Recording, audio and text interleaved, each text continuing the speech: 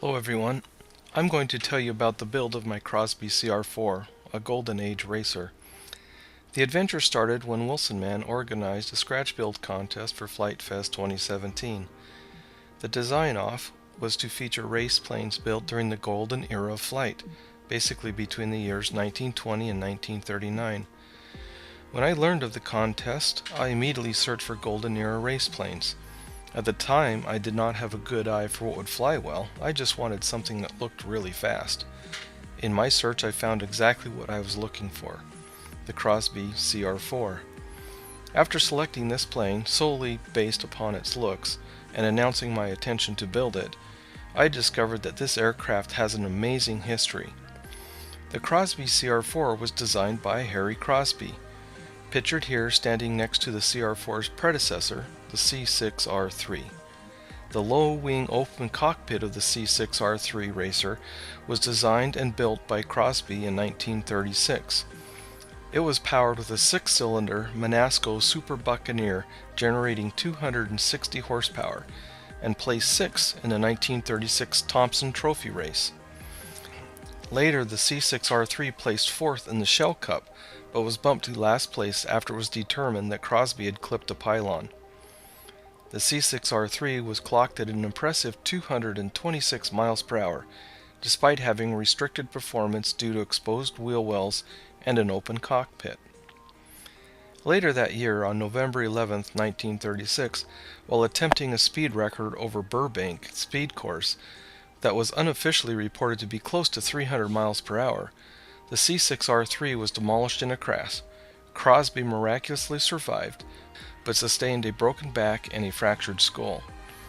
While recovering over the next 2 years, Harry kept busy by redesigning and wind tunnel testing his new design, the CR-4.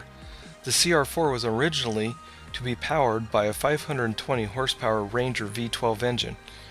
However, when that engine became unavailable, Crosby decided to reuse a Manasco engine from his former racer, but hopped it up to generate a whopping 350 horsepower.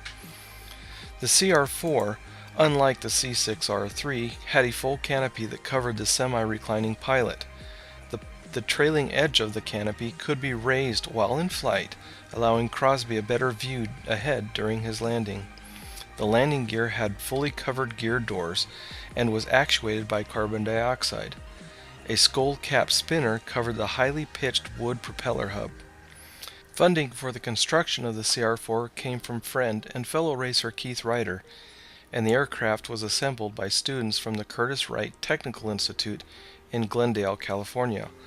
While most of the competition were flying planes skinned with plywood or fabric, the CR-4 incorporated several innovative all-metal designs featuring butt joints, flush riveting, and stressed skin construction. The CR-4 had triangular-shaped wings that featured a straight leading edge and a wide root cord, tapering to a rounded point at the wingtip. The left cowling held a combination oil tank and surface cooler, shown as an open space in this photo. As I mentioned before, the seat and canopy was able to be raised 6 inches to aid in visibility during takeoff and landings. The landing gear used compressed carbon dioxide from a Lux air bottle rather than mechanical or hydraulic mechanism.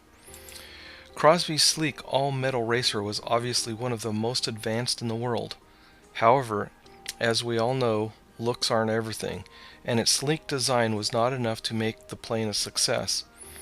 The CR-4 first flew in April 1938, but was plagued throughout the year with engine and gear problems, so it didn't race until 1939. At the 1939 Greve Trophy race, part of the National Air Races, Crosby was awarded 3rd place despite being flagged down in the 13th lap. He took 4th in the Thompson that same year with an average speed of 244.5 miles per hour. After the race, Crosby and his crew kept the plane in Cleveland for a period of time so that it could be filmed in the movie Tailspin. After being trailered back to California, the CR-4 spent a few days on a soundstage for noise engine recording and close-ups of the cockpit for the film. Before being stored in Crosby's shop in Burbank, The plane was unofficially clocked at 386 miles per hour, a speed that would have made it faster than the well-known Howard Hughes H-1 Racer, the last privately built airplane to hold the world speed record. Crosby went on to work for Northrop as a test pilot and was tragically killed in 1945 while testing the XP-79B, a flying jet-wing fighter. Shortly after the end of World War II, Harry Crosby, an Air Force pilot, purchased the CR-4 from Crosby's widow with the intention to restore and race the plane. However, Crosby never completed that restoration, and the CR-4 disappeared. That is, until Morton Lester, following up on a tip from a friend, discovered the airplane's fuselage on a farm outside of Norlina, North Carolina. At first, his searching through the farm's outbuildings didn't turn up anything, but he ventured further and discovered the remnants of the CR-4 stashed in a disused school bus parked in the woods. Inside the bus, he found the control surfaces, canopy, landing gear doors, and the outer wing panels. One of the wing panels had half of the CR-4's NX-92Y registration number on it, so the identity of the airplane was confirmed. The CR-4 has undergone restoration, first by Mr. Lester and his crew, and more recently completed by the Experimental Aircraft Association Air Adventure Museum restoration staff in Oshkosh, Wisconsin. Before the restoration was complete, the plane was put on display in 1998. Later in the year 2000, during the restoration, more photos were taken. And finally, in 2001, the plane was finished and was hung in the museum. When I started planning my build, I was somewhat surprised to learn that CR-4 is a relatively small plane with a 16-foot wingspan. My first design and uncompleted build was about 1/4 scale. For the fuselage, I used a plus profile configuration where a top and bottom profile pieces are glued to a solid horizontal profile piece. The paper was removed from the foam board and reskinned with fiberglass. The top vertical centerpiece was glued to the horizontal profile piece, and quarter-round formers are added to fill out the shape. The same thing was done to the bottom to fill out the round fuselage. This is where the story ends for this fuselage. It was not completed and is still sitting on my shelf. The wings were constructed from fiberglass skinned readyboard. However, the cord was so wide that I had to use several form core spars to hold the structure. The quarter scale version sported retractable landing gear and split wing flaps. Looking back, I spent a lot of time designing the landing gear, but in the end, this set of wings was never used. The tail was constructed from 2-sheet thick foam, which was sanded to a sharp point at the trailing edge and beveled to a round leading edge. I designed the tail to have internal control, so no control rods or servo horns would be visible on the completed product. As the contest proceeded, the rules were announced, or maybe I didn't read them at first, but I became aware that the size of the plane was to be 1/6 scale. So I stopped work on the quarter scale build and proceeded with a smaller version. To make things easier, the 6th scale used a square tube with quarter formers. A hatch was created in the center of the fuselage for securing the battery. The formers were skinned with tissue paper and then overlaid with fiberglass.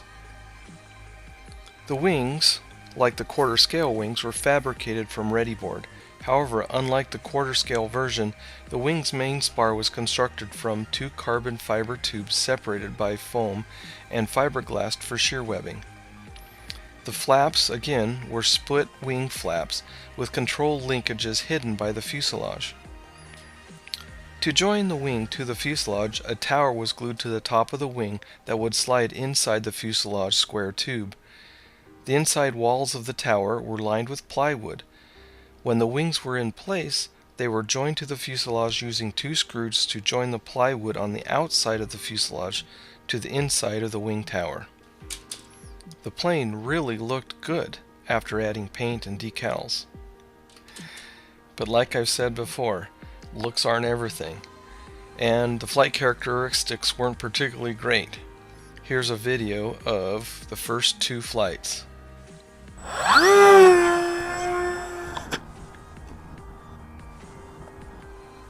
That was dead.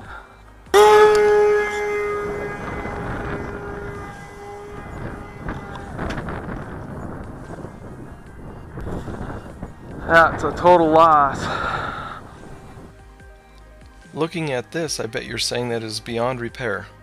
Well, no, it wasn't.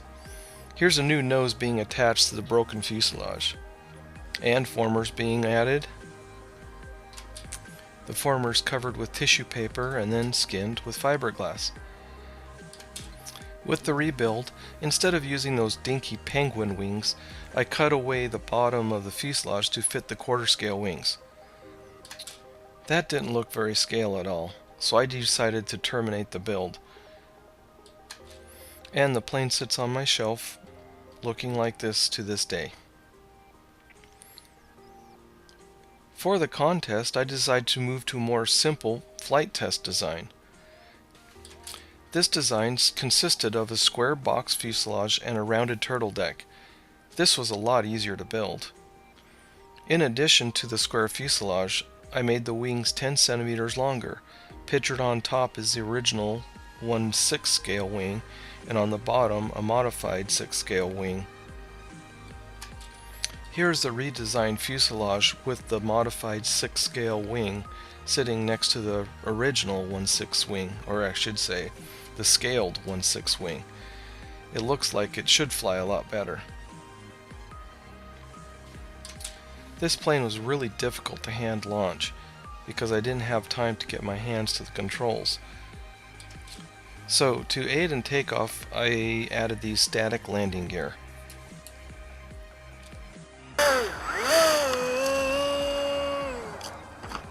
Oh, that was like pretty awesome. I thought the maiden was really successful. At least it was more successful than the previous maidens, and no damage occurred on the flight. So I painted the plane up and got her ready for Flight Fest. But I know it's really dangerous going to competition without having previously flown a plane before, so I just had to get it up in the air one more time. But as luck would have it, disaster struck. I crashed it and broke the fuselage in 2 pieces. It's dead! You might think that this plane is beyond repair, but with a little bit of Gorilla Glue and tape, I was able to put the fuselage back together again. And the tower was glued back onto the wing. Here's the plane after gluing the fuselage back together. It doesn't look that bad, so I took it to Flight Fest.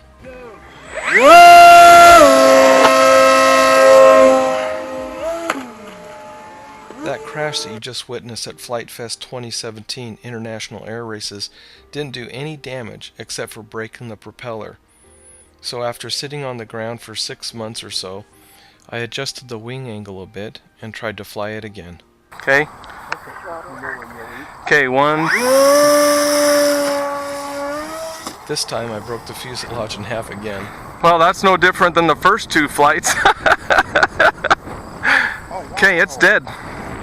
Final flight. Well, that was enough crashing for me, so I'm just going to let this project go. However, I still have the 6 scale fuselage on the quarter scale wing sitting there. It'd be terrible just to throw it away without even giving it a try, so maybe next year I'll be able to get it in the air. We'll see.